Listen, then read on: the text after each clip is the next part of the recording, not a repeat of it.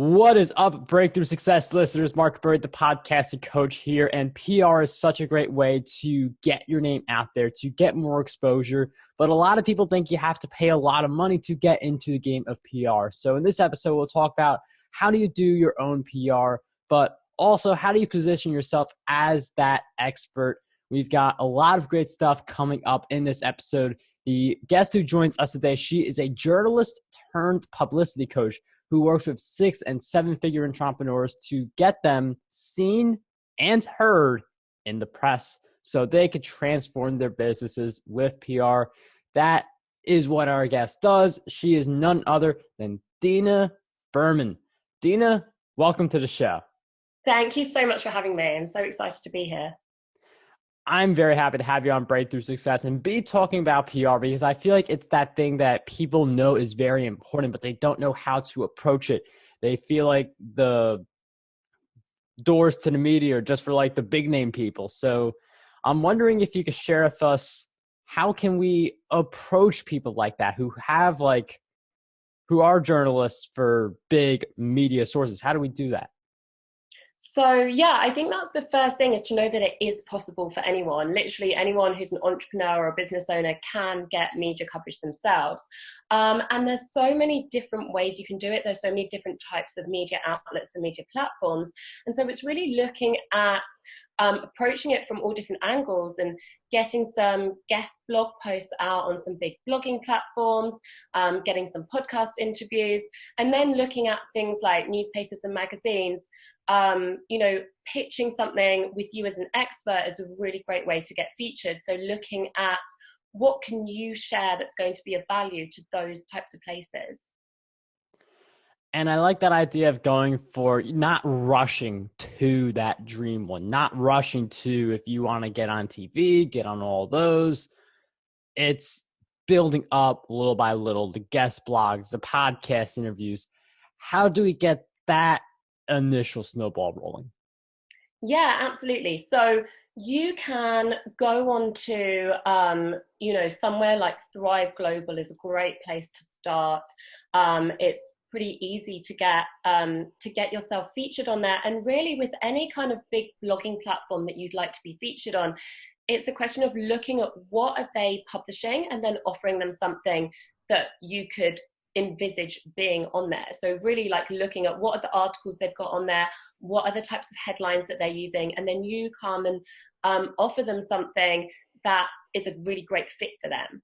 And with something like guest blogging or writing guest articles, a lot of these places will actually have a page on the website that says, write for us, become a contributor, or guest posting guidelines. And it will literally tell you, this is how you apply to write for us. And if you can follow those guidelines and offer them something that's a great fit, you've got a very high chance of success.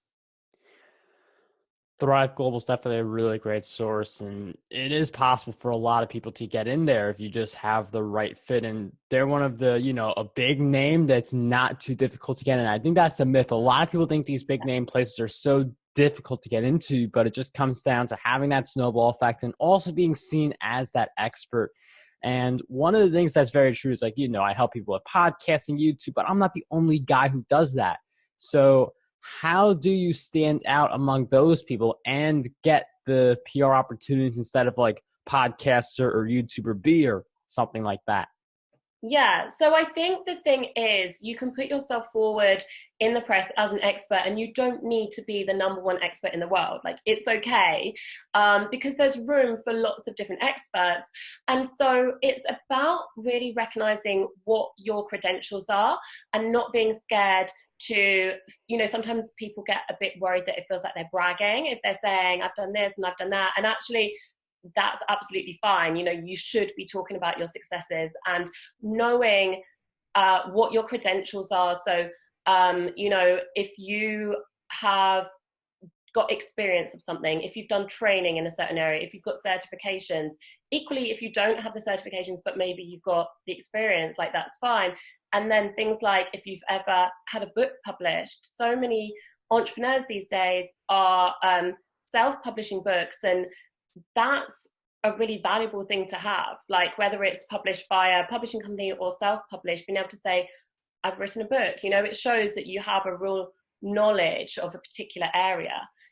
So yeah, getting clear on what your credentials are and not being scared to really shout about your success and talk about your achievements and things like, you know, if you're applying for a podcast and you can say how you're going to share that with your followers and being able to talk about like the size of community that you have, the number of followers and things like that.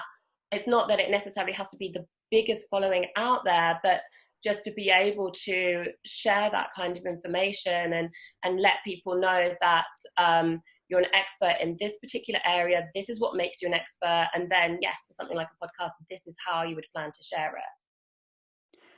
And Dana mentions a lot of great points in there. One of the things is just like being able to just share what you do, share your accomplishments. And I feel like some people take this humble approach where they don't want to share the things they're doing, but you do have to share what you're doing and update people, because not only is that going to, you know, show people that you know your stuff, but that's also going to get more people to follow you on your journey. They're interested for that next update to drop. They're interested to see how you're doing with a certain project. And then you have the sharing factor. I mean, it's different for like, if someone tells me that they're going to share to their like 1 million followers, like I'm more likely to have them on my show. And a lot of podcasters, a lot of guest bloggers can certainly say the same thing. And let's say like you have the expert status, you have the initial like guest blogs, podcast appearances. How does that then turn into some of the bigger opportunities? So I think when you have something like tangible that you can show, that really helps. So when you've had like an article published or a blog published, you can go to a magazine or a newspaper. Or the other thing is there's so many different types of media now. So you get a lot of like digital publications. So you can go maybe to a news site or like an online magazine or something, and you can say, you know, I'd love to offer you a feature about X, whatever your kind of expert subject is. You know, here's something I previously wrote for this place. You can include a link for it. And then again, it's about like giving them all your credentials, like this is why you would want to listen to me kind of thing. And it's interesting what you said about, you know, being sort of able to and willing to kind of talk about what you've done, because I'm based here in the UK and us Brits are not known for being able to talk about our achievements very easily. It's very much like you should be humble and you shouldn't brag and that kind of thing. And so really sometimes it starts with a mindset thing as much as anything, being able to say it's okay to talk about what you're doing and talk about what you've achieved. Yeah, and again, this whole thing, being able to talk about different things you've achieved and being able to then get that feature. And I do feel like there are people who look at a feature and say, okay, how can I get this to the next level? I feel like there are a lot of people who they get featured in the article. How can I then become a columnist? Or the person who is featured on the big TV segment. How can I be a returning person or even a TV anchor? Like that's the way some people think. So how do we turn one feature into like being a columnist or just getting multiple features or even getting that anchor position? So really it's a question of getting that consistent media coverage, because what I've found with clients that I've worked with is I've had like one client had an article that was on an online publication. She gained 1,500 new leads from that one article. Now, that doesn't happen every single time you get published. So what you need to be doing is making sure that you're getting that consistent media coverage across different types of media platforms so that you're getting those types of results. But also then what happens is it is this kind of snowball effect. And so one of my clients had an article that was on a big news site. She then got contacted by 3 other magazines, that journalists from magazines that had read that article. They reached out to her and wanted to feature her. On the back of that, she got invited onto a major radio show. She picked up a whole load of new clients, but it all started with that one article. So if you can get consistent media coverage over a period of time, what you will start to see happen is journalists will start reaching out to you, which is like a really great position to be in. And you can have things like articles going viral, and you don't always know when it's going to happen, which is why you want to be getting that kind of continuous media coverage, because then you'll have something that goes out there and it just, is the type of topic and it's in the type of place, and it can get picked up by other publications. And that's when I've had clients where they've had something published and then it's been picked up by publications in like 7 different countries around the world. And that wasn't planned, but because they're getting that sort of continuous media coverage, every 3rd or 4th article is going to have like some kind of big reaction to it, whereas the others maybe, it's kind of a smaller sort of result. We've got a lot of great content coming up in this episode, but first we have a message from our sponsor who helps business owners to tell their brand story through video and gain massive traction on LinkedIn. You may find that interesting, and if so, check out my friend Fian O'Brien at Okiki Consulting today. She's grown to over 6,000 LinkedIn connections, gets clients from the platform, and got to coordinate an event that was in partnership with IBM, all because of LinkedIn. We will have a link in the show notes where you can ask her about scheduling a discovery call or to inquire about her upcoming Dominate LinkedIn with Your Personal Brand course. That link, again, will be in the show notes. Check her out if you want to grow on LinkedIn and get more clients from that platform. Anyways, let's jump right back into the episode. And I really like that idea of the continuing to get new media coverage. I mean, I wrote a ton of guest posts. I've slowed down a little bit on that, done some podcast appearances, but it is something, just looking at my strategy, it is something that I could be speeding up, because you get some guest articles that, they do okay, but then you have the really big ones that get thousands upon thousands of shares, and people are reaching out to you. And in some cases, like the case of your client, they get leads also. And I feel like with PR, one of the things, like, people are definitely thinking about the exposure and being able to say they've been on whatever network, but another big part of that is ROI, because you could spend that same time prospecting, writing your book. So how do you do PR in a way that gets you that return on the time that you're investing into it? I think that in my eyes, PR always does something positive for your business.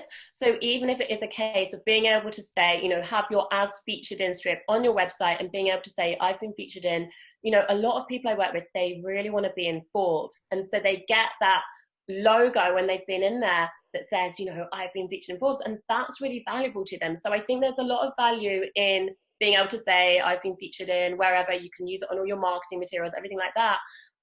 So I think that just doing the PR over a continuous period is valuable in itself. However, you can put some strategy into it to try and get those sorts of tangible results. So one of my clients had an article that meant, and it worked for her because it was in the context of what she'd written, it made sense, but it mentioned her Facebook group in that article. Well, she doubled the size of her Facebook group in like 48 hours and made thousands of dollars worth of additional sales from those people coming into her Facebook group.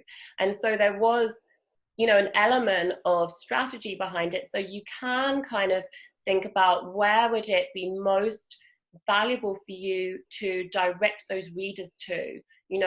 Does it make sense to, tell them about an opt-in that you have, get them onto your list? Or if it, and it depends, different media outlets kind of allow different things in terms of having links and things like that. But, maybe you could have a link to Instagram if it's relevant and if it fits and if they allow it, and if that's a place where you're hanging out and it makes sense. So you can be strategic to a certain degree and think about, okay, where do I want to use that PR to send people to? Dina brings up a really great point, because people do think of ROI and stuff like that. You're not making the money by appearing on the big outlet, by being a columnist, by getting the feature. That gives you a lot of credibility that can help you with your coaching programs, but the money is made with an existing business model. In that example, Dina's client already has a set up Facebook group that is already set up to make money. So it's not like her person's just coming on the air for the first time and writing the guest post, and then that guest post makes her thousands. It's where people go after the point of interaction. And that's where we have this dynamic mix of pursuing the PR, but also building our own brands, like a podcast, like a YouTube channel, like a blog. And I'm wondering, how do you suggest we do that mix of reaching out to PR, writing articles for other people, and also doing our stuff? I mean, I think so. One thing is, you can also just get clients directly from PR coverage, and I've had clients that have done that, and it varies so much because there are so many different ways that it can work. And one lady that springs to mind had a feature that was in a regional newspaper. She lived in Scotland. It was in like a Scottish newspaper, and she was a therapist. She signed up 10 new clients in a week from that one article. So it can work like that. You can literally get those direct clients. But yes, absolutely, you want to be thinking about how can I use it as part of my overall marketing mix. And I think that if you're wondering what else you need to be doing, I mean, it depends where you are in your business and what you've got going on. But if you know that you've got a Facebook group and that's like starting to work really well for you, then I think you could use the PR to direct people to the Facebook group, and then everything is kind of working together.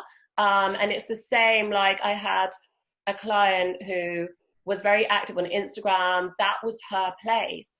So she already had that following. And then when she had an article that mentioned the Instagram, because it made sense to, and then she gained like 1,000 additional followers, like that made sense to her. So I think look at what you're already doing and what does it make sense for you to put your time and effort into. And then if you can do your PR alongside that, and it all kind of complements each other, that's the best possible outcome. And Dina brings up such a great point. Focus on what you're best at, because I mentioned podcasts, I mentioned YouTube, I mentioned blogging, and there's a lot of different ways to appear in the media, but focus on what best works for you. That is such a great takeaway to get from this episode. Another great thing you guys can do is to continue following Dina's work and journey. So where do you want us to go to learn more about what you're doing? So my website is dinabehrman.com, and I have a free PR and content planner that you can download from there. It's dinabehrman.com/planner. And yeah, I have a Facebook group that you can come into and kind of find out more. The Facebook page is facebook.com/bizfamecoach. And so that's a good place to kind of get tips and advice and stuff. But yeah, focusing on what you're good at in terms of PR. I think one of the things that puts people off is that they feel scared by the idea of PR. It can feel very overwhelming. And so, like you say, doing it in a way that works for you, it means that, you know, it doesn't have to feel like this big scary thing. You really can make it work for you, make it work with what you're already doing. Yeah, and I really get that perspective, because some people are afraid of getting the exposure. Some people feel nervous, like doing something that doesn't feel like them. So when you do focus on what you're good at, that fear factor does get taken away a little bit. And I mean, links mentioned will be in the show notes for anyone who wants to follow Dina, because she talks all about this stuff. She takes clients on this stuff as well. So once again, thank you for coming on Breakthrough Success. It was a pleasure to have you here today. Thank you so much for having me.